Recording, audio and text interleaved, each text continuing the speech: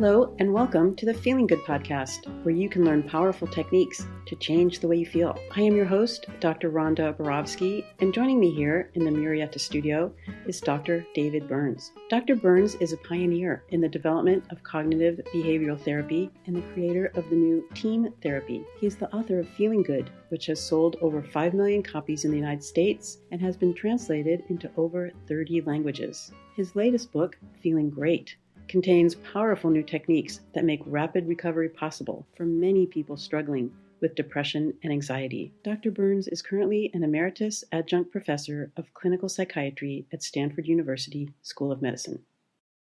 Hello, Rhonda. Hello, David, and welcome, everyone. This is the Feeling Good podcast, and we are at episode 452, and I am surrounded by handsome men, David Burns, Jason Meno, and Adam Holman. Welcome. David, will you explain to our listeners what we're going to be talking about today with Jason and Adam?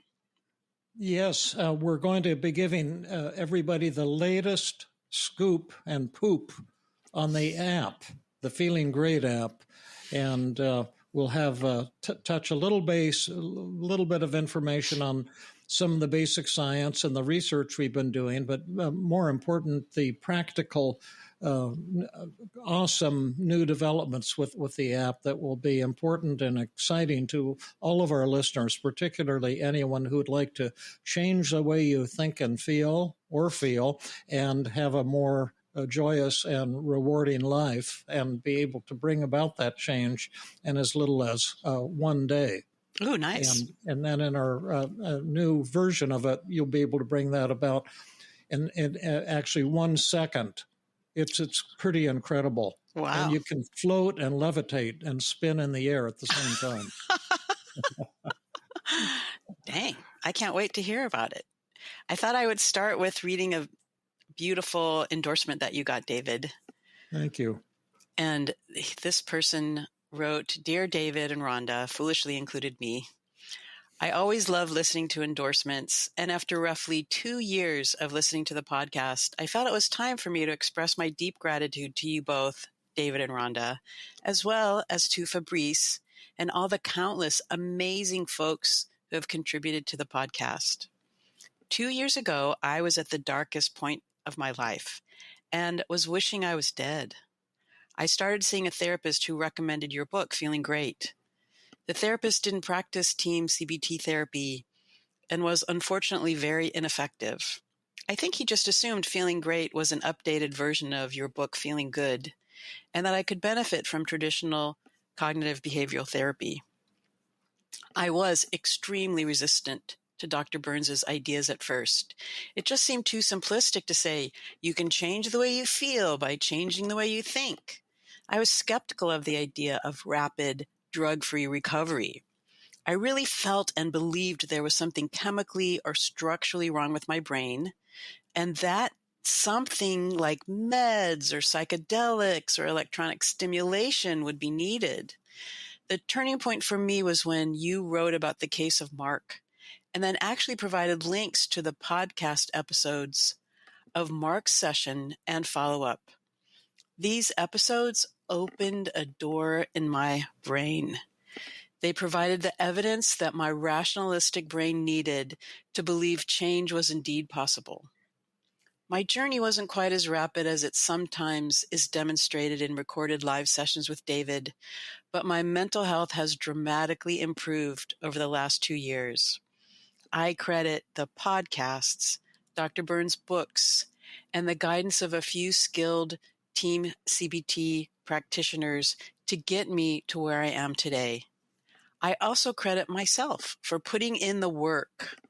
Recently, because of the podcast, I found out about Jacob Towery and Michael Lowe's Finding Humans Less Scary event, which was life-changing for me and launched me into another level of enlightenment. Up till that point, I hadn't focused on my social anxiety because it seemed like a secondary issue for me, but I now realize that interpersonal exposure techniques were the missing link in my recovery. I have now got to the point where I have begun to use Dr. Burns' techniques to help others. In the last week, I had 2 blow-away sessions with 2 separate friends. It's such a gift to be able to rapidly heal others, and I know for a fact that it's only possible because, 1, I'm faithfully using the brilliant system David has shared with the world, and 2, I'm actively emulating the skillful and compassionate use of the whole system that has been modeled on the podcasts countless times.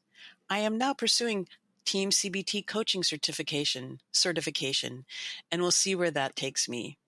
In closing, I just want to say to all the listeners out there who may be struggling, keep listening, listen closely and take notes and keep trying. You never know which techniques will finally make things click for you. Again, thank you, David and Rhonda. Wishing you both only love, happiness, and outstanding health. Warmly, David. Well, thank you, David. That's just a beautiful note. It means so much to all of us, and I'm so happy for you and for the changes that you've made. It's you have a life worth living, a life now filled with joy. That there's still bumps in the road for all of us, but once you've seen enlightenment and experienced what it can be, there's really no turning back from that. And I'm so happy too that you're learning the joys of being a healer and sharing what you've learned with others. That's kind of what a lot of us are in that same bag. I'm an MD, a psychiatrist, but I didn't actually learn much in medical school or psychiatric residency, to tell you the truth. And, I've learned the same things that you've learned, and it's great to share them with others. And today on the podcast, we have 2 of the greatest people in the world in terms of helping to share this message, if we can, with as many people as possible. And 2 just really neat, kind, down-to-earth friends, as well as tremendous experts in team and in our new app, Adam Holman. How long have you been with our group now officially, Adam? Ooh, it's been about 6 months now. It's getting close to 6 months. Wow. And Jason, how long has it been since you joined our team? Coming up on about 4 years. Oh, yeah. And how about for you, Rhonda? I've been on the podcast team since 2019, since February of 2019. Oh, my, that's like 6 years or something? Yeah. Wow. Right. Wow. And how long have you been on the team? Since 2013. Wow. Fantastic. That was my first intensive. Okay, well, let's dive in. Have we officially introduced Jason and Adam, Rhonda? Well, our listeners have heard from both Jason and Adam before, but we can introduce them some more. Jason, let me see if I can do this from memory, or maybe you want to do it. Jason is not only an incredible computer expert and team therapy expert, but he has a long history of studying Buddhism and consciousness, and brings that knowledge to the team community. And I imagine that's one of the things that makes it a joy to work with you, Jason. Literally right before this call, Adam and I were thinking about the meaning of life and how that connects to different religions and Buddhism and stuff like that. But yeah, thank you. Yeah, I mostly nowadays I just focus on the if you try the Feeling Great app, there's a chatbot part of it where you actually get to speak to the AI and it guides you through team. And so I've been mostly focused on just building that chatbot and all the experiences that you can do working with the AI. Yes, and Adam, we're eager to hear all about these new developments you guys have come up with. But if we deteriorate from that and get into the meaning of life among different religions, we're always open to that kind of good BS too. That's our those are our 2 cups of tea. This will be a journey. Yeah, and I not to detour too much, but I can confirm that is one of the joys of working with Jason, is the wonderful knowledge and wisdom that he brings. And it's been a joy to inject that and the team knowledge into the app alongside him. Mm-hmm. And Adam, we've welcomed you on the podcast to talk about your brilliant work with teens and their families, where the teens have developed an addiction or a dependence on social media, and you've created an avenue for using Team CBT to work with those families. It has definitely informed the work I've done with teens, and I've really appreciated your contribution to our team community. What exactly are you doing on the app? I'm working directly alongside Jason to help develop the AI chat experiences. Truly, not only for that reason, but partially because of some of the information that we've got as we've developed the app. It's been a real gift. There was a part of me that was skeptical and wondered how well we'd be able to deliver team and help people through a format like this. And one of the great surprises and great joys has been to see just how effective some of this is. And not only that, but to have data in terms of what's effective and why it's effective. And even along the lines of things like habits and addictions, I have great hopes for this app and the ability to give people technology to help them with their technology addiction. Literally fighting fire with fire. Yeah.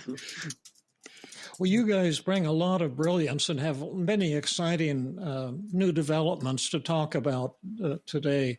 But also, I think the two of you also bring another important dimension to working on our app team that you might want to refer to or not as you would choose. But I think you both bring your own suffering to this project as well. Yeah, I related heavily to David, who wrote in and was speaking at the start of the podcast, just in terms of that really strong desire, once you've dealt with your own suffering, to want to spread some of what you've learned to the world. And that was my own kind of selfish motivation for coming on to the app, was the desire to try to inject some of that knowledge into the world in a way that was more widespread than I could one-on-one with people. And, ranging from addiction to feeling not good enough to really intense, severe social anxiety and finding really intense relief. There's almost this part of me that says, how could I not want to share that to the world? And, to have a format that's easily accessible and is relatively inexpensive compared to attending therapy, and is also effective for people, really is just a dream to be able to help people find relief and live a life that feels joyful. Nice. Yeah, I've definitely used the app plenty myself. In fact, in the app settings screens, there's a little section that tells you like how many conversations and messages you've had, and I'm pretty sure I'm number one. Chat messages 17,660, thoughts crushed 31. So yeah, I've definitely over the years being here, I often build things in the app mostly for myself. Like I start with just being like, I have a problem in my life right now, and and I know there's team techniques and structured things to overcome these problems. And so I try doing them on paper first usually, but it's often like really slow and kind of a pain. And then eventually I'm just going to build a tool for this. Nice. And so build a tool, like for example, one tool we had in the app for a bit was our habits and addictions tool. Because I struggled with workaholicism. I just could never stop working. I would just, 5 o'clock would roll around and I would just keep going and going. And then I would usually stay up till midnight and then get my 7 to 8 hours of sleep and then start again. And then weekends I'd work too. And I just wasn't living my life as much as I loved work, but I was kind of, I definitely was very addicted to it. And so I was, one of my first thoughts was one of our bad outcomes with the app, though, because your cure was a tremendous loss for our company. Yeah. So we built this little habits and addictions tool that was very simple. It just brought you through like, what's the habit or addiction you want to work on? We go through the triple paradox of looking at kind of what are the good reasons, not to give up this habit. What are the pains you're going to have to deal with? What are the deprivations? What does the habit show about you that's positive and awesome? What are the advantages of the habit? And then we did the devil's advocate technique, where you really have to then, all of those good reasons get thrown at you, and you kind of have to fight off the devil who's saying like, oh yes, you should work until 9 p.m. Think about how much you can get done. Think about how much your coworkers and how many people you're going to help in the world by working even harder. So you'd fight off those kind of tempting thoughts. And yeah, I immediately, I think with pretty much that night, all of a sudden, it was the first time I actually stopped working at 5 p.m. and I enjoyed my evening watching TV instead. Nice.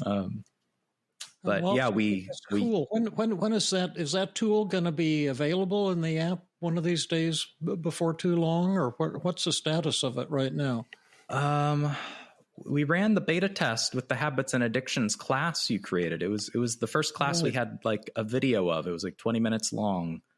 I don't know if we've put that into production or not yet, but I will say we do have those methods. All those methods are in the Thought Crusher tool, which we'll talk about more in detail later.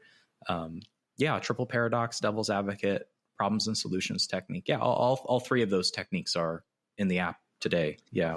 Tell us about all the new exciting developments with the app. I'll just say that I've been looking at a lot of the data, and as you have been, and you guys have been working to upgrade the app and to make it constantly better. And that's one of the reasons I was so excited about developing an app, is because it's not easy to train human therapists to change their ways. And we have the Tuesday group at Stanford, and it's a joyous 2 hours every Tuesday evening. And Adam, you've now joined us and become one of the teachers there, and we'll have maybe 35 therapists. But it's a lot of work teaching them these new tools, and some of them, jump in with 2 feet, and some of them kind of go halfway. But the cool thing about the app is you can constantly change it based on the data that you're getting, and your latest revision. Jason and Adam, which we're calling the Daily Mood Log V2, has, and that's my first announcement of it, has really boosted the effectiveness of the app considerably beyond what I originally thought would be possible, even in my wildest hopes and expectations. And what I'm talking about is a simple way to talk about the effectiveness of the app is like talking about the horsepower of a car. How powerful is it? How much acceleration does it have? How much pulling power does it have? And what we measure is change in 7 negative feelings per unit of time. And if you look at psychotherapy outcome studies or antidepressant outcome studies, they'll be reporting in studies lasting months and costing a lot of money, reductions in depression severity of maybe 45% or something like that is standard, considered gold standard outcome. And that's where the app was at, really could do that in one day, the V1 app, and we were pretty darn proud of that. But the new one that you guys have created, just with some modifications to make it more like an actual therapy session with David. It's not therapy, it's self-help, but we're modeling it against the things I actually do and you guys actually do. in real therapy sessions, suddenly that effectiveness for new unfamiliar users has increased to like a 60% reduction, more than 60% the first time that you sit down with the app, and with a mean time spent of around less than an hour and a half. And for repeat users who are using the V2 for the second time, they're seeing an incredible over 70% reduction in 7, not just depression, but 7 negative feelings simultaneously, as well as a huge boost in 7 positive feelings. And I don't believe there's anything in the world literature with any mode of treatment, electroconvulsive therapy, antidepressant drugs, any form of psychotherapy, that can boast changes anywhere vaguely in the ballpark of what you guys have created. And it's still being constantly improved and modified, and cool new inventions coming out almost on a daily basis. So I'll shut up for my part and let you guys brainstorm and tell you all the exciting innovations in the Feeling Great app. Yeah, and can I add to that? Adam, you were on our podcast 447 and 448. 447 was on perfectionism, and 448, you did a great job with helping me and David ask David questions. And at one point, I can't remember which one of those, but at one point you said that you had an exercise where you challenged your own negative thought at least once a day. And so I was really curious and excited to read the email that you sent out where you were inviting other people to participate in crushing a negative thought once a day as part of an app program. And I was wondering if you could talk about that too. It's kind of what Jason was saying, that when you have a problem or you have an issue or you have a success, you incorporate that into the app. That's right. We now have just like this incredible stream and source of data coming from the app and people using it. And on one hand, it's brought me a lot of excitement and brought me to life because, like I said, it's made it really obvious and clear what kind of things help people. And one of the biggest changes we made between Moodlog V1 and Moodlog V2 is making sure that by the time people get to the end of Moodlog V2, they've been put through a streamlined process that allows them to make sure that they've challenged a thought. And in doing so, we've really seen that the improvement in mood comes from changing the way that people think. And that's steeled it in me. The other hard thing with this data is it's brought me a little bit of existential dread because really the app is so successful and so good at this. And when I look at how perfectly it can do certain things because it doesn't have an ego that gets in the way and is maybe not as flawed, there's part of me that goes, oh no, it's better than me at doing this. But that aside, when we looked at that data and realized how important it is for people to crush a negative thought, and like you were saying, in my own experience, I have a habit of just crushing one thought per day, taking one thought that bothered me from the day before and trying to see the ways for which it's not true and finding relief myself.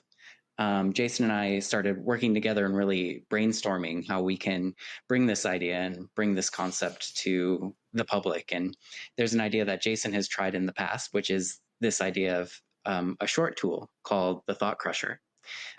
We tried a couple of different short approaches, but the basic idea is we've really understood that in order for people to feel better, they're going to have to deal with the thoughts that are causing them to feel the way that they don't want to feel. And that we really want to create something that allows people to do that in a quick and accessible way.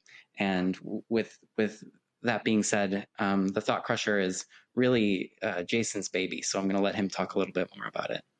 Okay, but before we do that, because it was great what you just said, and just to make it simple for our audience, I like to teach at the 3rd or 4th grade level because that's about where I learn at that level. So what are these thoughts that we want to crush when you're talking about negative thoughts? Most of our users know, but they don't all know. What would be 2 or 3 typical distorted negative thoughts that could trigger emotional misery and unhappiness for us or for our listeners? Oh, I'm not worth anything. Nobody likes me. I'm a terrible therapist. I never help anyone. I make so many mistakes that I don't even know why anyone even interacts with me at all.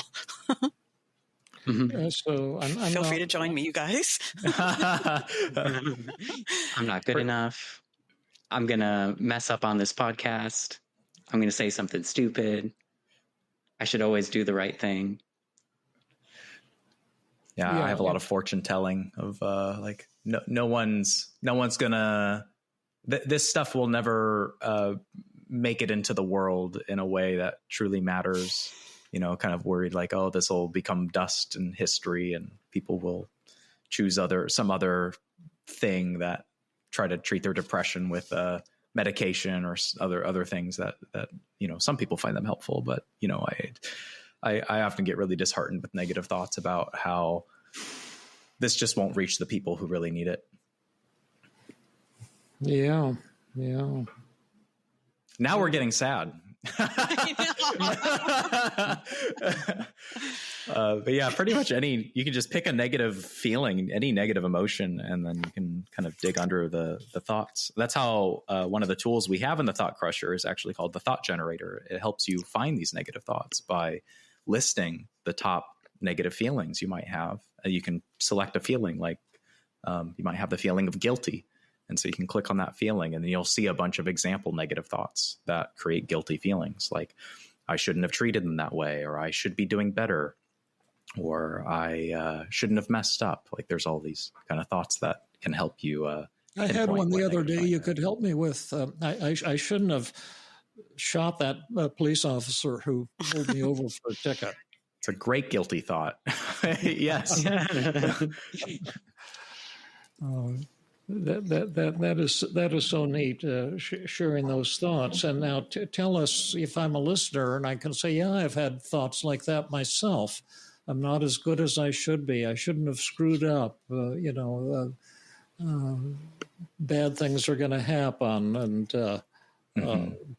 blah blah blah, and things will never change for me. I'm not as good as I should be, and I'm defective. And the world shouldn't be so screwed up, etc. Okay, now we're on the same wavelength. Now, how do I use the app? How does the Thought Crusher work? And how's the app going to help me with that? I think I need a person to talk to about I need to get the root causes in my childhood. That's what my previous therapist has been telling me, and he says that after 18 years, we're pretty close now to some of the roots. I don't know if the root causes are just the roots. But, yeah. Well, I'll answer the question directly, which is our goal, like what it means to crush a thought, is what we're talking about is the belief in the thought. You're crushing the belief in the thought, and so what's unique about Team is that we specifically measure how much do you believe a negative thought. From 0, you don't believe it at all, to 100, you believe it completely. It's completely true to you. And in the 4 years I've been working on this app, there has been, I think, one massive gold nugget. Like if there was just one thing that I took away from all of this work we've done, it was a graph that we made that showed what happens when people reduce the belief in their negative thoughts. And we could see what happens if someone reduces their belief by 10%. What happens if they reduce the belief by 50%? What happens if they totally crush their belief all the way down to 0? They don't believe the negative thought anymore. We looked at every single little tiny change people have in their beliefs and their thoughts. And then we measured how they feel after that change. And it was almost a linear trend that the more you crushed the belief in a negative thought, the better you felt afterwards. the more the depression would go down, the more the anxiety would go down. So how do we crush the belief in the negative thought? Is that that toxic positivity that we hear about? Like you're supposed to be happy all the time or say affirmations. Yeah. I love this because what's great about this is if our goal is to get the belief in the thought down to zero, to crush the belief in it, you can try anything. So we could try, let's do that. Let me come up with a negative thought I have right now. Well, the one I said earlier was an honest one. This, that Team CBT won't, get as popular and won't get into the hands of the people who really need it. So let's say that's my negative thought. And then what's your belief in that thought right now? I would say 80%. 80%. Okay. And then what negative feelings is that thought associated with? Hopelessness, sadness, a little bit of guilt because I feel like I'm also trying to champion Team CBT through the app into the world too. There's anxiety, lots of anxiety about the future of the world and, imagining that the world could be there could be a lot less suffering and a lot less pain if this were more popular. Lots of negative. How about frustration? Oh yeah, frustration. And sadness. How strong are those feelings? How strong is the hopelessness between 0 and 100? Oh, like a 45. Oh, not too high, but meaningfully high. How about sad? Like a 60. 60. Guilty. 35. Anxious. 40. Frustration. 80. Oh, that's a big one. How about anger, annoyance? 65. And then inadequacy. 65. 55. Okay. 65. Oh, 65. Both that and anger are both 65? Yeah. That's okay. Right. Oh. And as we're doing this, a note, because in the app, what we do is we measure these negative feelings as well at the very start and at the end.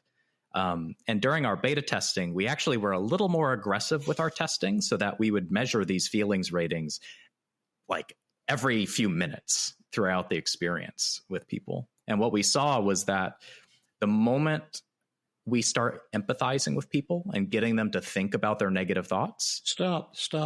Let's ask people, what do you think happens to these negative feelings when we produce world-class empathy for our users? Because the app is capable of giving empathy at a level that's probably far beyond what most human therapists are capable of. So when you're hurting and you get this perfect empathy from the app, what do you think happens to those negative feelings? That you find a tremendous understanding. You felt heard. You feel listened to by an expert listener.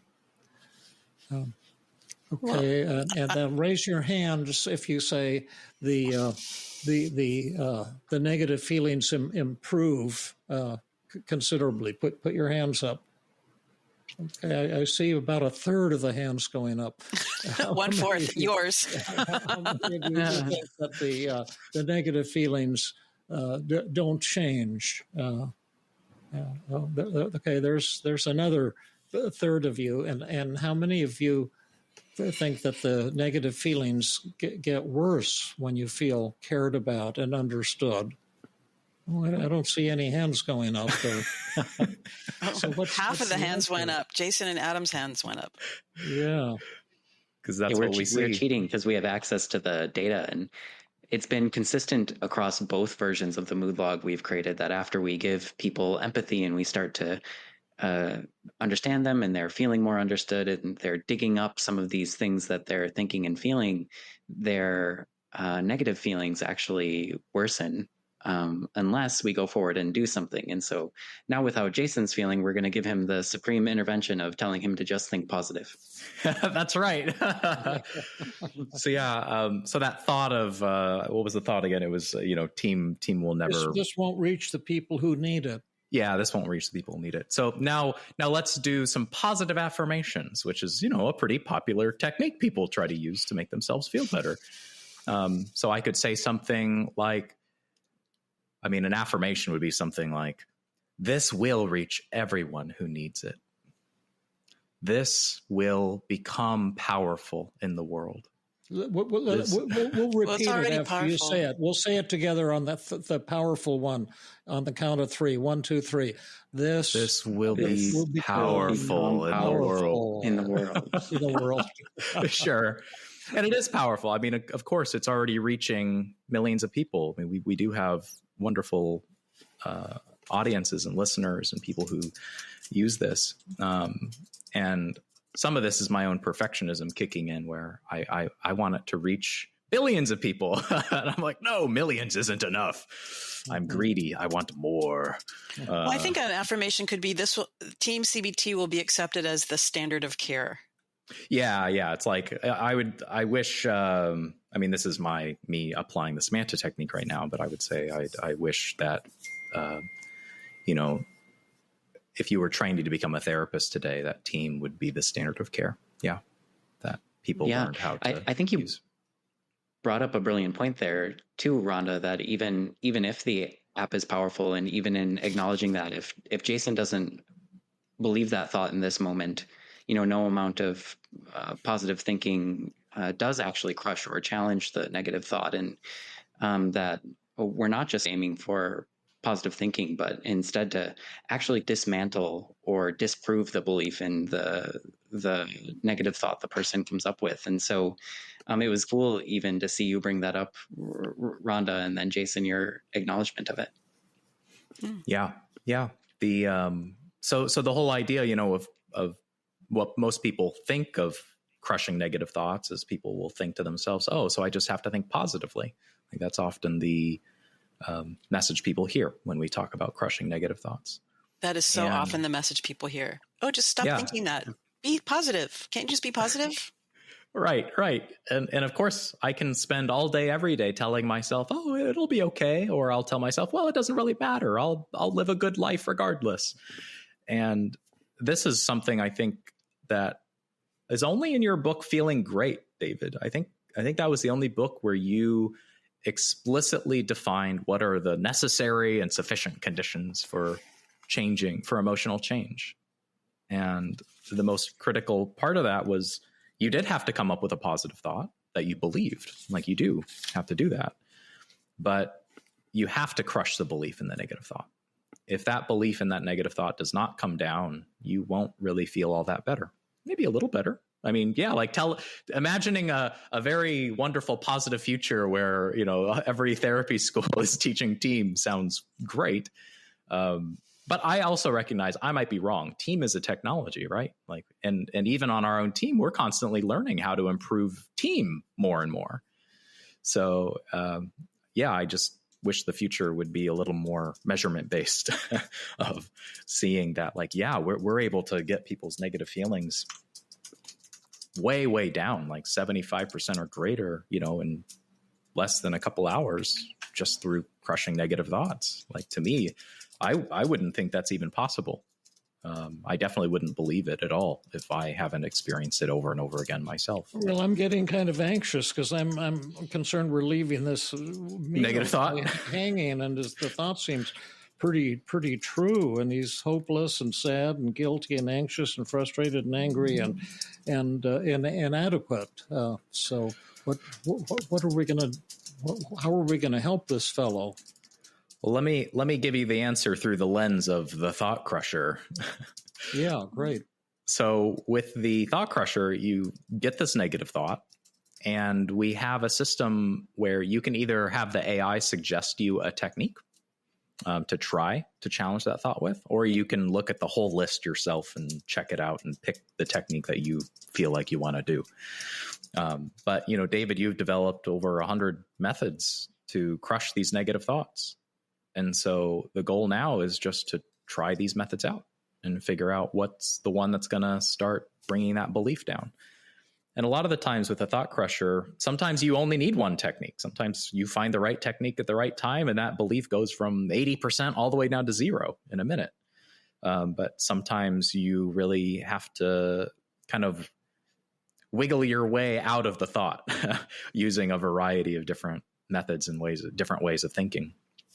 So we can on this thought and these feelings. I would always be tempted to start out with some kind of empathy or positive reframing, and like, what does this thought and these feelings show about you, Jason? That's positive and awesome, and what are some benefits of that thought before we go too far in trying to change it or get rid of it? What are some of the beautiful things about that thought? Is that what you wanted to say too, Rhonda? Exactly. That's exactly what I wanted to say. Right. Because if you do try to jump in by challenging a negative thought immediately with a technique, such as common one in CBT, right, is identify and explain the distortions. If we jumped in right away and try challenging that thought, you can do that, but you're likely to hit a lot of resistance. You're likely to get quite stuck with the thought, and it can be quite maddening and frustrating, and it's easy to get ticked off.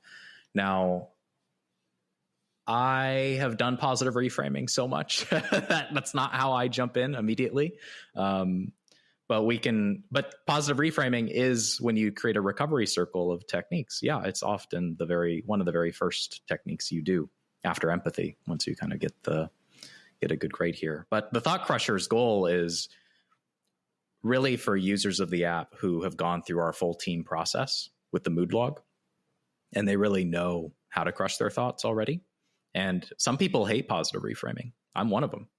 Well, we can skip it, actually. I'd forgotten that, Jason. Yeah. I hate that technique. That's too bad. Yeah, I know, right? No, I mean, I can do it intellectually, of course. I can go through the process. We don't need to go through something that doesn't appeal to you. Where would you start? Explain the distortions, identify and explain the distortions, or what pleases you there on your menu with the Thought Crusher? I just had one more brief thing to say. But this is really bad role modeling for our listeners, because positive reframing is such a key part of the whole team model.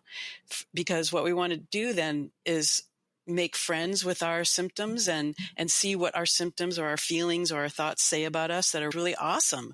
Because as you've taught, David, it's like it's a little bit easier to let go of them or challenge them if we embrace them and see what beauty lies within them. Yeah, I was along the same lines. The part of the thought process behind creating this Thought Crusher is that it's a tool to quickly get in and crush your thoughts for people who have really understood that deeply. And so one of our recommendations might be, and especially if you find yourself feeling stuck, is to go through the entire mood log experience and get some of that positive reframing and learn why it's so beautiful that you feel the way that you feel. And then the Thought Crusher itself does have access to that. And so if you find yourself really liking looking into that, you can choose to have some empathy. You can choose to have some positive reframing before you jump into methods. And for many people, if you start the app and you sort of notice some of that coming up in you and you're like, I'm really having a hard time with this, we'd really recommend jumping back into either the full mood log, the positive reframing, or empathy, because that might be exactly what you need in order to take your next steps forward. One thing I'll say is, one of the core messages we always tell people is that when you're doing a recovery circle for the first time, especially, we don't know what methods are going to work for you. But once we find the methods that work for you, they almost always will continue to work for you. And so when you have that negative thought again in the future and you relapse on it, you can pop back to the method that helped you the first time and do it again very, very quickly without having to do anything else. That's part of the goal of the Thought Crusher, is to give you this kind of post-teen treatment, like quick relapse recovery. to just jump into the techniques that helped you the first time. Before we jump in, remember I'm at the 3rd or 4th grade level. So what are the names of these techniques? What's on the menu in the restaurant today? What can I choose from if I want to find a way to try to challenge this belief that this won't reach the people who need it? To illustrate what we're trying to talk about here, which is I'm sitting here saying I don't like positive reframing. I don't find it helpful. But I do think it is still a technique we should start with for this sake, because what we do in the Thought Crusher is after every method you do, we rewrite your belief in the negative thought to see how the method affected the thought. That's one of the key pieces of it, because how do you know if the technique helped you or not if you don't like see a reduction in what you believe? So let's do positive reframing. And I will be open. I won't stubbornly keep my score the same. It might help me, in this specific case. But let's do it, and then we'll rate my belief again in the thought to see how positive reframing, affected me. Yay! Oh. Yeah. So okay. Well, the idea behind positive reframing is ordinarily when you're upset, you have a negative thought like yours. Rhonda was, I'm not worth anything. And yours, Adam, was, I'm going to mess up on the podcast. And yours, Jason, is this app won't reach the people who around the world who really need it, or it might not reach the people who really need it. And then most people say, well, gosh, my goal would be to make all these negative thoughts and feelings go away. And so say if we had a magic button and you press the magic button, all this negativity will go away. And most people say, yes, where's the button? I'll press it right now. And then the whole idea of the positive reframing is not so fast, because your negative thoughts and feelings might be showing some things about you and your core values that's pretty positive and awesome. And in addition, there may be some benefits to these negative thoughts and feelings. And if we don't take that into account, you may get stuck when you try to challenge them, because your subconscious mind realizes there's some good in them thar hills. And I don't want to take a stick of dynamite and blow the hill apart before we take a look at what those positives might be, and then that's kind of the essence of it, and it's pretty easy to see what are some of the positives in this thought and these feelings, Jason. Yeah, I mean, thinking how this will. So the advantage, that's what we're talking about. What is the benefit or advantages of telling myself this will never reach the people who really need it? And one big advantage for me is, well, it allows me to give up. If I believe that thought, I don't have to worry about striving so hard, because I'm like, if I believe that it won't reach anyone, then I don't have to work so hard on it. And I don't have to worry about the future of things so much. That's one benefit I have. It's a way for me to give myself permission to give up. Like to have an out? Have an out. Yeah, exactly. That's one advantage. Another benefit of it is, let's see, it kind of feels good to vent my frustrations about things. And so it makes, so like shouting that, to the sky, this will never help anyone, that kind of is vindicating when I feel frustrated about how things are not going the way I want them to go, or we aren't getting as many subscribers as I would hope, or we aren't having people use the app in the way that I wish they would use it. So yeah, it's just kind of a way it feels good to feel frustrated, honestly, when things aren't going so great. Yeah. Those are a couple of advantages. Any other advantages? Oh, I'm sure there's plenty. I'll think of one more. Telling myself this won't reach the world. Well, a big one is the frustration is also motivating, of course. It means I haven't given up. And so it really, that sensation, telling myself this won't reach anyone, drives me to try to make changes to make it so that it will reach more people and the people who need it. And are you just saying that, Jason, or do you really believe that? No, those are the real advantages of it. Like that is definitely what this telling myself this negative thought. Absolutely. These are the real positives that this thought does for me in my life. Are those positives powerful?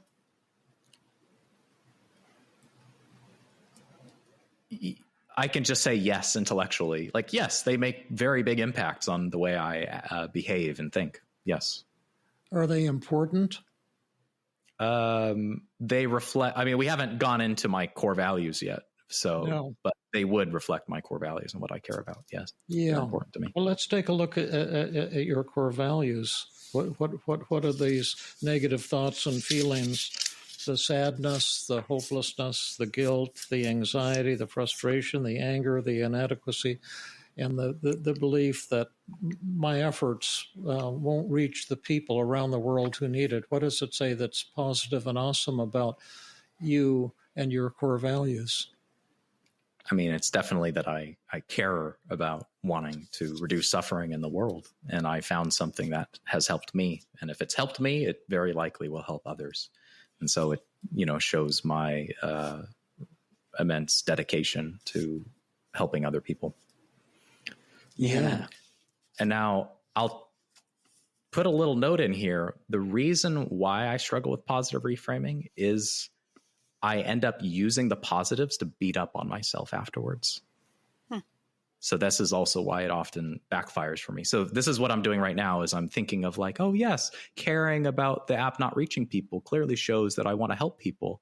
And then I'll take that positive and then I'll twist it around and I'll say, oh, you have a God complex and you're trying to help the world with your white savior complex. Ooh, and so I end up beating up on myself with that type of like positive. Put yourself down as if your positive qualities are cheap or narcissistic or not good enough type of thing. Yeah, that's right. Yeah. Mm-hmm. I often don't want to celebrate myself very much. So maybe positive reframing is painful. And so do those negative feelings, is that an expression of some humility? Yeah, of course. I mean, you could say that. And then I'll take the humbleness and I'll say like, oh, I'm so humble. And I beat up myself with that as well. So this is why this technique, I generally avoid it because I end up feeling like I'm just blowing smoke up my own butt and trying to make myself feel better by telling myself how great I am and how beautiful my positive feelings are. But it would be also great that all of the subsequent thoughts that you're coming up with after the positive reframe is that we put those on another daily mood log and keep working. Like yes, we're keeping excavating, and we're not going to just stop at this one. Yeah, good point. These are kind of like yes buts on a butt rebuttal sheet. That's right. Yes, and that's exactly the technique that almost always works for me really well is the zigzag technique or the yes rebuttals. Maybe we should try that right now. Well, we can finish up the. Let's. If we're done with positive reframing, let's check in on my thought again. Okay. So we'll call positive reframing. Check. We did it. We did the positive reframing. Found a lot of positive. Found what it shows about me. That's pretty, what I care about deeply and what's, great about me. Even though I cringe when I say that. And then, so my belief in the thought that this will never reach the people who really need it. The difficulty with, I'd put it at like a 75. I think I started at 80, so I got like a little 5 point and now dip down. What important discovery did we just make? On the technique side, like choosing techniques? On whatever side of whatever we're doing right now, like we just made an important discovery by measuring. Oh yeah, well we tried a technique out and see that it had a tiny little effect. Definitely my beliefs can change for sure. And so my belief did change a little bit, but it wasn't that effective. And of course I was resistant to the technique the whole time. Yeah. And why is that important to know? Incredibly important to know that technique, which, just prevented Jim from jumping off of a building, was absolutely worthless for you, Jason. Oh, yeah. For most people, positive reframing is mind-blowing, life-changing. Yeah. But why is it incredibly important for us to have made that discovery? Well, you don't try to do a one-size-fits-all approach with people. You don't just assume this is what's going to be the treatment for you. And if a therapist doesn't ask for that re-estimate, what will the therapist conclude? They may just assume that what they did was helpful and that what they did worked. Or the other conclusion that they might come to that might be somewhat problematic is that the client is just resistant, when really the real issue is that the technique just wasn't a good fit for the client, or we may not have done a great job providing it. And to the point of what you're saying there, Jason, the goal isn't actually to make sure the technique works. The goal is to see whether or not it works. And that the discovery here is that this technique was not the right technique for Jason, that it wasn't very helpful for him. And the good news about Tiny Tuna, or the thought crusher that we have, is that right now we have 33 techniques built in. We're aiming to bring in the rest of them. And so knowing that this one doesn't work, we get to try another one. And Jason has one in mind that he already knows tends to be quite effective for him. Oh yeah, I'll do a couple. The first, so of course I've crushed many negative thoughts before, and I've gone through so many methods. I think I've tried every method at least twice, and I generally have a map in my head of the techniques that work pretty well for me. And so when I use the Thought Crusher or the app, I kind of just seek out the techniques that I know I like and that work. But when you're first starting out the app, you won't know. You'll have no idea. So you really... So people have to get used to failing as fast as I can. Yeah, that's right. And why is that hard to get used to? Well, it sucks. I mean, yeah, it's painful. A lot of when a technique doesn't work, it ends up making you feel angry and frustrated. It's very easy because these techniques take a lot of effort. I mean, it sucks when you put in sometimes hours of your time trying to do a technique and you end up feeling more guilty or ashamed or embarrassed, or like it can worsen the way you feel for a little bit, for sure.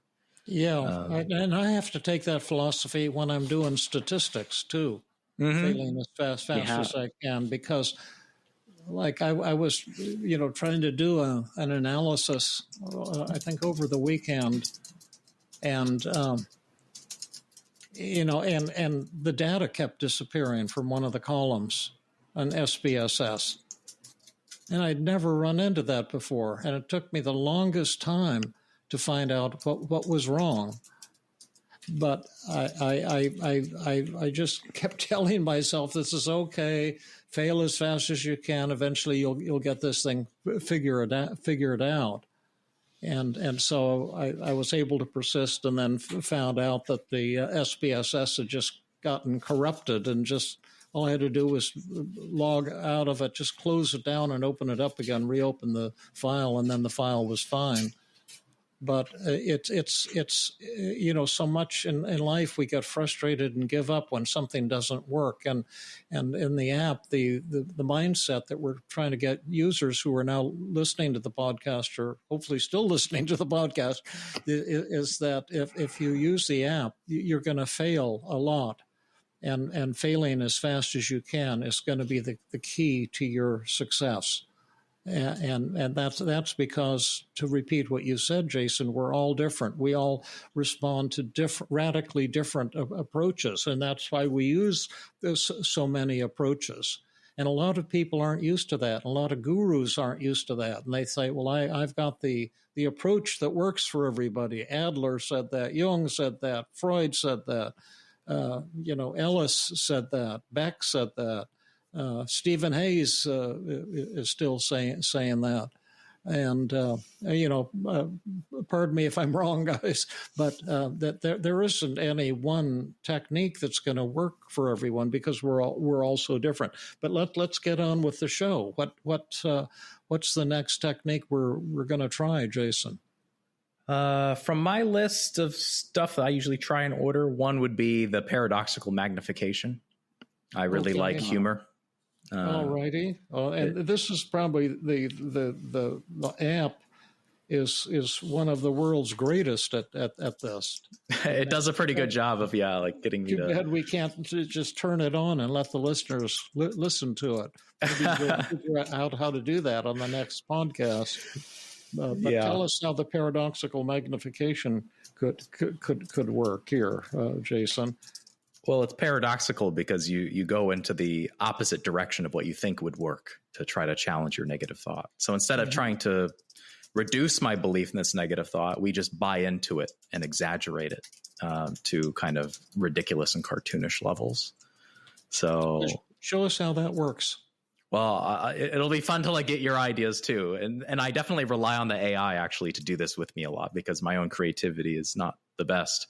But so with a thought, this, the app team just won't reach all the people who really need it. You could just say, oh yes, not only that, but it will end up, it'll be transformed into some very confusing version in the future where many therapists will do it, but they'll do it completely wrong. And then therapy will turn into this thing where its team is known for making people feel worse. It's just, you try to make it more and more exaggerated. But as I'm doing this technique, again, I crush thoughts very, very quickly. And I kind of just get into it, these techniques, and I rapidly do them one after another. I'm already feeling my resistance to the technique as I'm trying to do it right now. And I would call this technique a failure. I'd be like, nope, I don't want to do this technique anymore. And I'd move on to the next technique. I had the image in my mind of, people by the hundreds of thousands crawling across the desert, like water, or the same team, give us the team map, and no, it's not available anymore. Right. That's kind of stupid too. But at any rate, we gave that one a try. Yeah. So what comes up next? Well, we rate the belief again. Okay. Everything you do, it's good to just check in, like see how are we doing on the. How much the main do I believe here. This won't reach the people who really need it? Yeah, I would say 70%. 70. Okay, we're so chipping away little by little. So, yeah, sometimes just coming back to the thought with a slightly different state of mind, you just start chipping away at this belief, tiny bit by bit. But if I do feel a lot of resistance coming up, typically a resistance-based technique would be helpful. Now, positive reframing would always be my first choice in doing this. But in this case, externalization of resistance would be a good technique. Okay. And how would that work? So we basically look at the good reasons why you might not want to challenge this thought, might not want to change this belief. And then you externalize that, and you actually would do a role play and kind of fight off the. Well, let's list those reasons. I'll have number one. The thought might be true. Yeah, right. Exactly. Yeah. It just might be the case that, it's already helped millions of people, but billions might just be out of the scope for the future. Yeah. Mm-hmm. You may no longer be motivated to get this out into the world. So resistance, good reasons not to want to challenge this. Well, it's hard work. It's painful to think about this thought. Why would I want to do that? Okay. That's cool. That's great. What are some other reasons? Notice that, Adam, you came up with one that was instantly vetoed. Yeah. And why is that very important to note? Why is that incredibly important? Because that means it didn't resonate. It wasn't true to Jason, which is the person who really matters in this. Right. So the failing as fast as you can applies to the therapist, to the app, and to the patient, and to the podcast listener. It applies to all of us. And if you're afraid of failing, as the Buddha said so many hundreds of years ago, I think he said it in the year 1200. But now I can't remember what it was he said. He said, keep going. Just keep going. Okay. What are some more reasons not to challenge that thought, Jason? Right now, I feel like we've wasted time on the podcast talking about it. And my goal with this podcast, or as the start, I didn't know where it was going to go, but I really wish I could have spent this podcast time telling people about the amazing discoveries we've made in the app. And instead I'm sitting here talking about negative thoughts. We should do that, but I don't think we want to abandon ship just at the moment. But that's like one of my core, like, current resistance thoughts that I have. Yeah. Oh yeah. That we're wasting time, and should tell people about all the voice features and the delete a session features and all the tremendous advances you guys are making. And what are some other reasons not to give up that thought? If I get my hopes up, it's going to really suck when my hopes are dashed. Okay. Or maybe a better way to say that is, if I give up believing that, I might naively believe something that's not true. Yeah, right. Mm-hmm. Yeah, well, I'll naively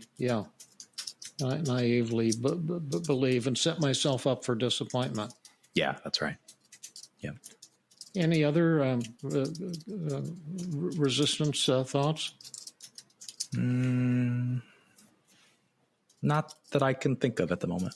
I think we touched on the main ones. Okay.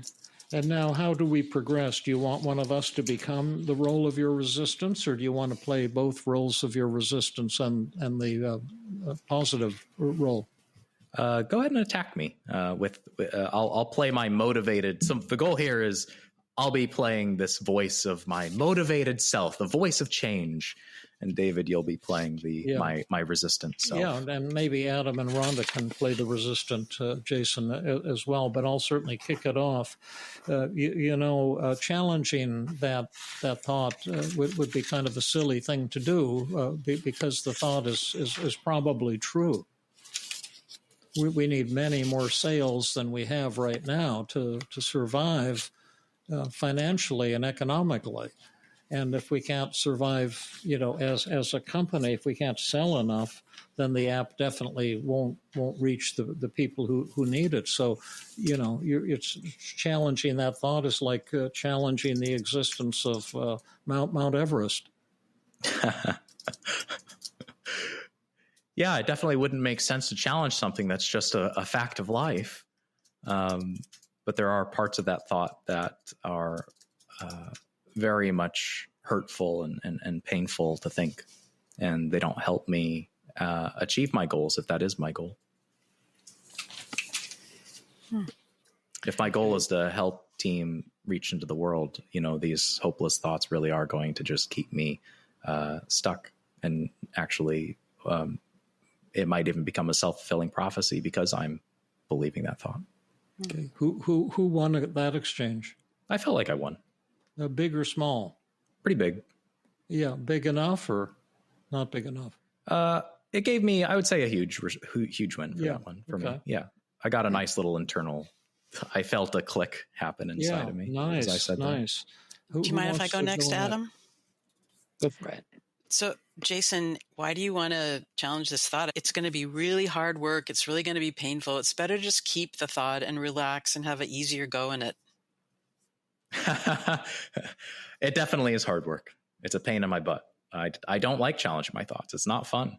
And as I'm doing it right now, my pain level is around a 5 out of 10. So yeah, it does suck.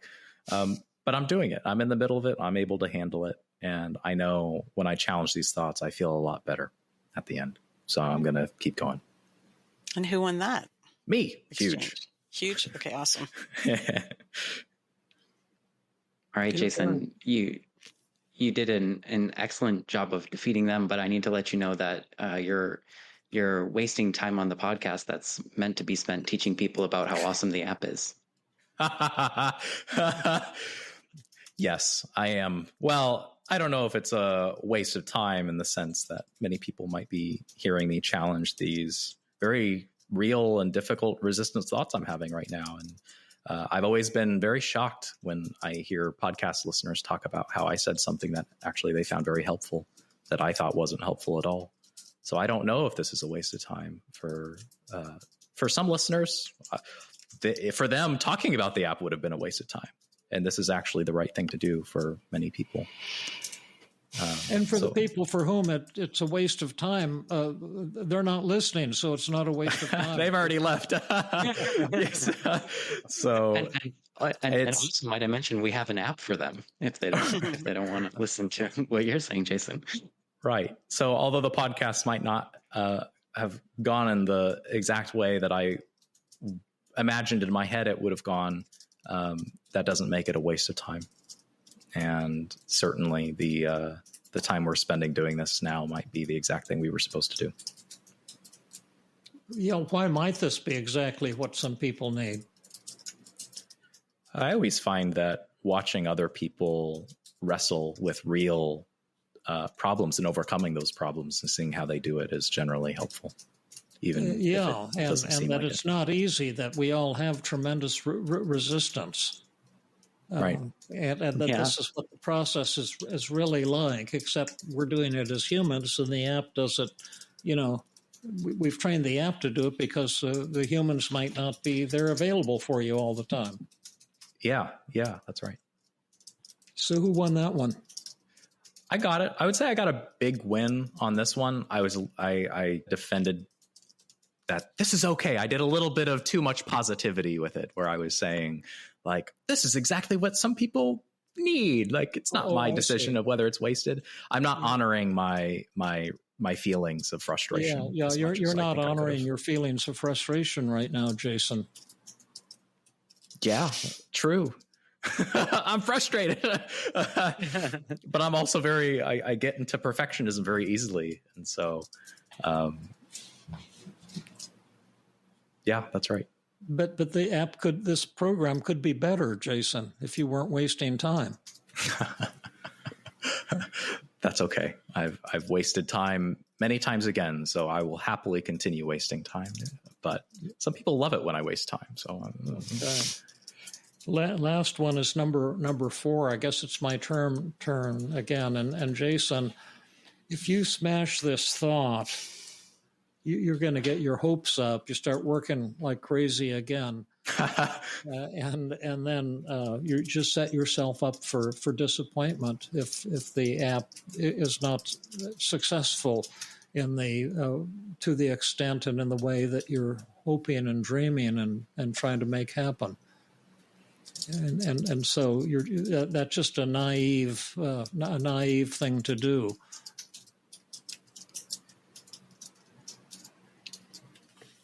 I had a lot of thoughts all pop in at once there, but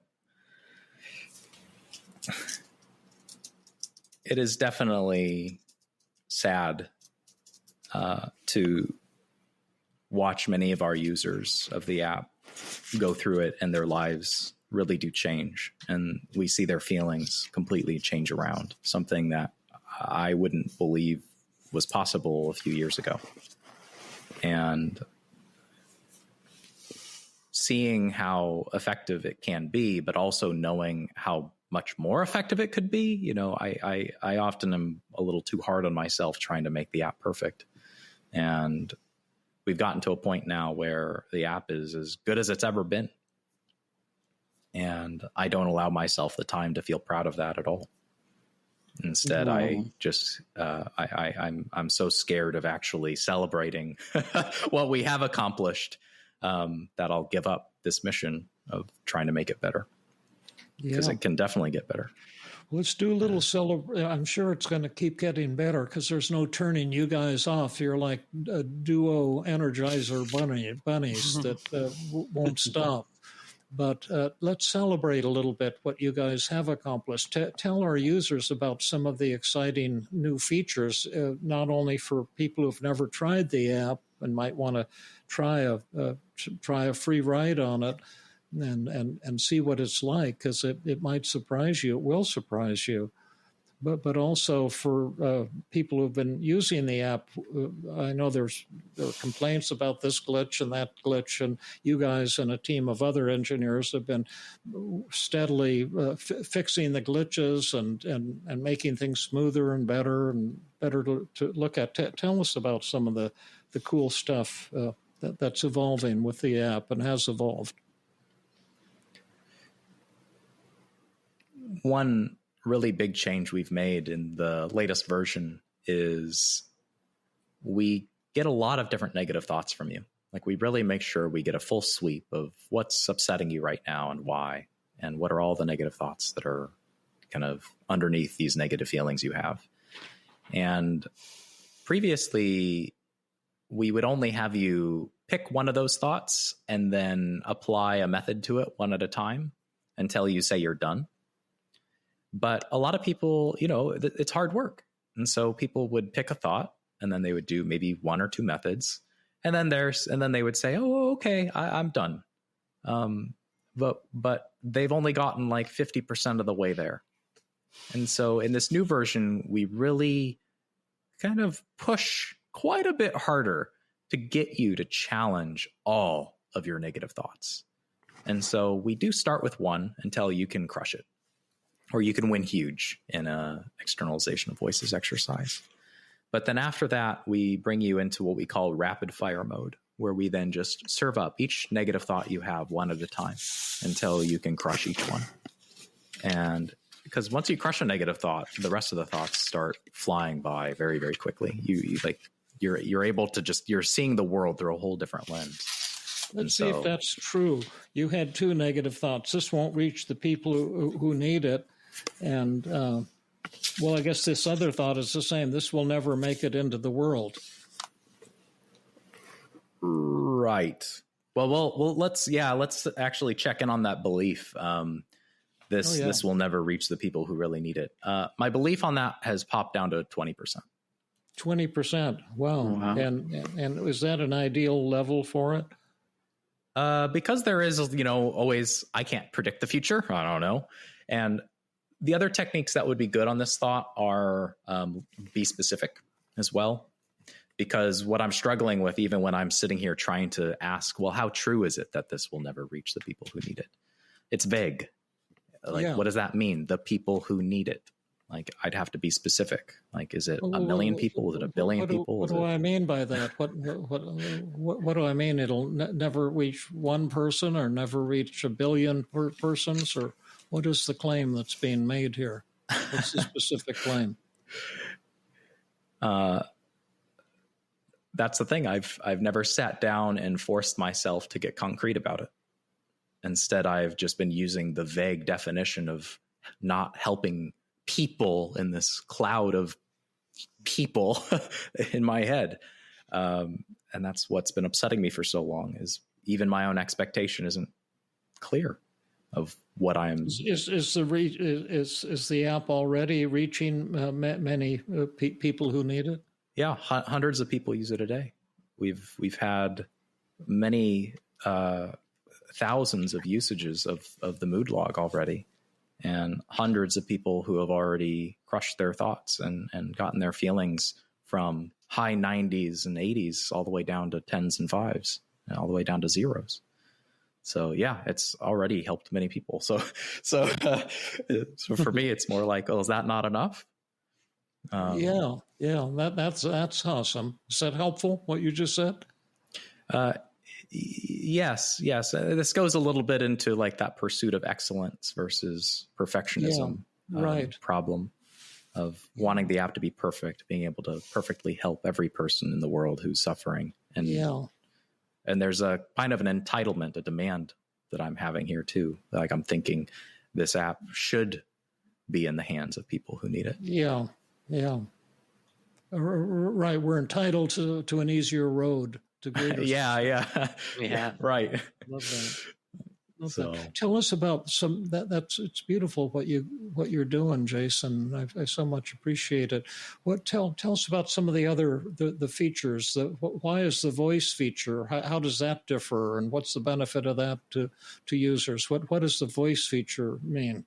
Well, there's two sides of it. One is typing on your phone. It's kind of painful. That was one of our biggest complaints early on in the app, was people were exhausted just from sitting there, having to read all the text on the screen and having to type everything onto their phones. And so two things we've added to the app is, one, you can just speak to the app and it'll automatically dictate your voice and convert it into text. And so that's a really nice feature we've got. And then the other feature, if you like AI voices, I personally like reading text more than listening to it. But if you want to be able to kind of just close your eyes and talk and speak and listen, then you can have a full conversation with the app instead, where the app is actually speaking to you with voice, which is, many people really, really appreciate that. That's cool. Tell us about some of the other innovations and refinements, Adam. Yeah, and to mention with that too, if you prefer the text chat, you can choose that, and you can also do a little bit of a hybrid. You could talk to the app and read the text, whichever you prefer. And besides that, the direction that we're headed is to have a mix of experiences for what you're needing in a moment. So the full mood log experience, although it's really powerful and can see 60 to 70% improvement, can take 1 to 2 hours. And so if you're wanting a short experience, we have or to experience what you saw Jason experience today in terms of just going through and picking some methods and dealing with a thought. We'll have this shorter experience, which can take as short as 10 to 20 minutes to deal with a thought, and it is especially effective if you've already dealt with one. One of the other features of it that we were getting through is that you can pick a method if there's one that you want. However, the AI has been pretty sophisticated, and so it does a pretty good job once it understands a little bit more of what you're dealing with, of picking some methods that are going to be appropriate for what you're dealing with. And so the recommender actually considers the type of thought and the type of concern that you're coming in with, and tries to give you a method that's appropriate to you if you're feeling kind of uncertain. So you have almost a choose your own adventure going on here. If you want a little bit more of a guided experience, you can go to the full mood log. If you want more of choose your own adventure with some recommendation and some choice, you can go to the Thought Crusher, and it's really meant to suit more of what your needs are in a given moment. The app soon is going to have a monthly pay option, like for students and people, rather than paying $99 for a yearly subscription, can just purchase it for some nominal amount on a monthly basis. Is that in the works for launching fairly soon? Do you know? Only thing I know of is our Free If You Need It program that you can just email in and get the app for free. You can't avoid it. And anyone, if you want to get a year subscription and you can't afford the $99, just contact us and we'll give it to you for free. But I saw the monthly subscription, I think, is something people have been asking for. So I think it's on the current development list. I may have spoken too soon, but I'm sure it's something that they're working on, Liana and the others. What are some other features of the app? I'm a user here. I'm in Arkansas, and I can just start talking to Chat GPT for free and ask it to counsel me. Is this pretty much the same as the Feeling Great app? One of the real benefits of using the app is that the experience is guided through the team model. So if you've been a long-time listener and a long-time fan of David's and have wished to go through the team model, we've been really meticulous about making sure that our app follows the approach of Team CBT. So you won't just have methods tossed at you. You won't just have empathy. You'll have a full-on experience that walks you through from start to beginning and does so reliably. That's one of the biggest challenges that we've had, is making sure that we're able to reliably go through testing and empathy and agenda setting, and then finally methods in a way that's effective to people. And so, well, you can definitely get some empathy from ChatGPT, and you can definitely get some tools. It won't be this fully packaged experience that walks you through this model. I've tried getting ChatGPT to do this. I think I've sat down and I've told it, here's exactly what I want you to bring me through.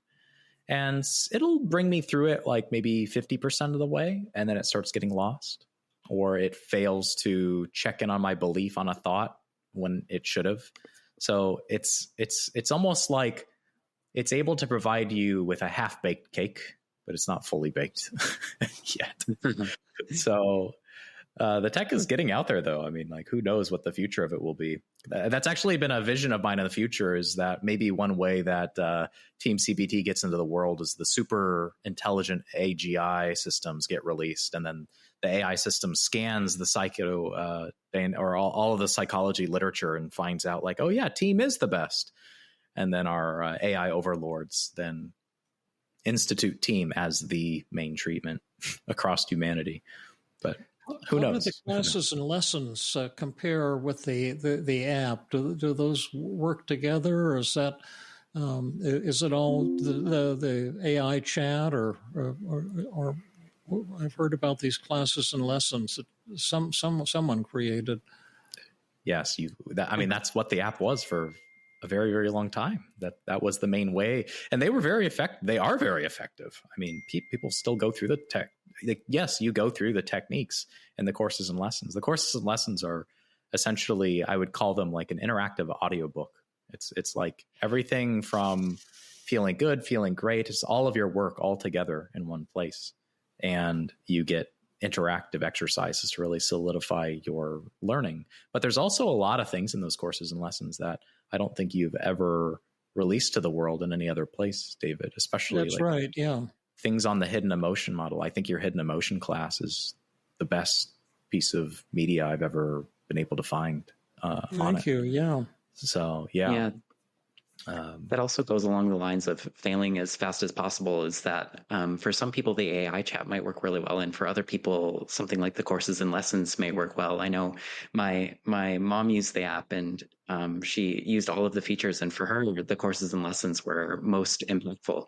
And so again, just to have a variety of experiences, and we'd really encourage you to go in with this mindset of failing as fast as possible, seeing what works for you, what doesn't. And the courses and lessons really do have a really different flavor to them, with a lot of valuable insight and a lot of wonderful storytelling from David too, which is, I think, the part of it that I appreciate the most. Yeah, the app's like an emotional adventure park or something like that, with all kinds of rides you can try and all kinds of experiences you can have. They're designed to change the way you think and to change your education of understanding emotions and philosophy and so forth. And this brings us close to the end of our chat here today, but you promised to tell us about the meaning of life and how all the different religions connect together, because that's what the app really does. It's just not trying to make you feel better, make all your negative feelings disappear entirely, but to catapult you into a state of spiritual enlightenment. And I'm not talking about some religion versus some other religion, but getting at some of the underlying structure of spirituality and what we think of as meaning of life. And Jason and Adam will now make some incredibly profound statements about that. I'm here to state the definitive truth of the meaning of life as defined by the app. And our secret agenda, the goal of the app, is for all of you to realize that the meaning of life is simply to pet your cat. And that's it. Yeah, that's right. That's right. That's saying it. Yeah, and make sure you do it today, because you may not be around and have that chance much longer. And that's part of the mystery, that we have this chance to be together and to hang out, and it all is kind of an unexpected and amazing surprise to be here alive. Mm-hmm. It is. True. It's awesome. I've always found the question itself, what is the meaning of life, to be challenging, because I want to know, why is the question being asked? Why is it being asked? Yeah. Like, is it because you're wondering, why should I live? Is that why you're asking it? Yeah. I feel like that's why a lot of people ask it. Yeah. Like, why should I stay alive? Why should I do anything? That kind of question. Yeah. And that's a sad way to think about it. Yeah. And that's why, I mean, a lot of the times for me, I if I get caught up in the questions of, well, why should I do anything? Why should I continue working on this app? Why should I live? Why should I do this or that? it means that I'm avoiding something in my life a lot of the times. Exactly. Yeah. Like I'm using the questions and obsessions about what the meaning of life is to check out of life. Yeah, exactly. It's like, clearly I'm just not happy with something that's going on going in front of me. It's kind of like sitting at a delicious 5-course meal and saying, what's the meaning of this meal? Yeah, right. Yeah, if you like the food, you wouldn't ask that. Yeah, that's right. So to me, it's kind of like a more of a like, why is this question being asked? Yeah, what's the meaning of this beautiful meal? Well, there is no meaning, but it tastes damn good. That's what the Buddha often said. But yes, if someone's asking questions, what is the meaning of life? That's a guarantee that you're upset about something, and maybe the app can help you change the way you think and feel. And once you're feeling joy with your life, you don't worry about things like that. I remember I took 6 months off from my clinical practice to learn table tennis, and I had a coach who was the champion of the Caribbean, who had moved to Philadelphia, and he was wanting to sell training hours for $20 an hour. And I thought, well, here's my chance. So I hired him for 20 hours a week and set up an Olympic table in the garage. And we went in there, and I never got very good, but it was so exciting to play against this world-class player.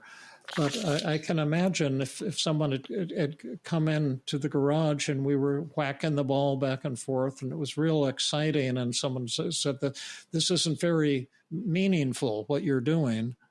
I would say, like, go away. We're having fun right now. Maybe we can talk about it later if you want, but we're too busy having fun to get involved in anything like that. And but anyway, that's one answer to what is the meaning of life.